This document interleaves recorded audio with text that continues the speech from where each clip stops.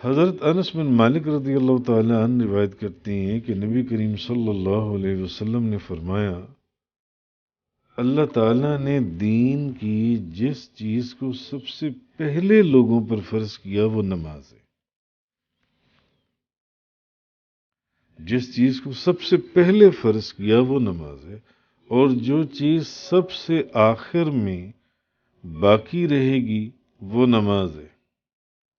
اور سب سے پہلے جس چیز کا حساب لیا جائے گا وہ نماز ہے۔ اللہ تعالیٰ فرمائے گا، میرے بندوں کی نمازوں کو دیکھو، اگر وہ مکمل ہوں تو مکمل لکھ دی جائیں گی، اور اگر وہ ناقص ہوں گی تو اللہ تعالیٰ فرمائے گا، دیکھو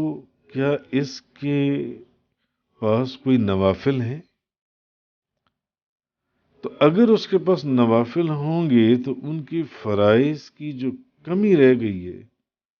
وہ ان کے نوافل سے پوری کر دی جائے گی۔ پھر فرمائے گا، دیکھو کہ اس نے زکوٰۃ پوری دی ہے، زکوٰۃ دی ہے، اگر تو اس نے زکوٰۃ اپنی پوری دی ہوگی تو اس کی زکوٰۃ پوری لکھ دی جائے گی، اور اگر وہ بھی ناقص ہوگی تو پھر اللہ تعالیٰ فرمائے گا کہ دیکھو اس کے صدقات اور خیرات وغیرہ میں سے کوئی چیز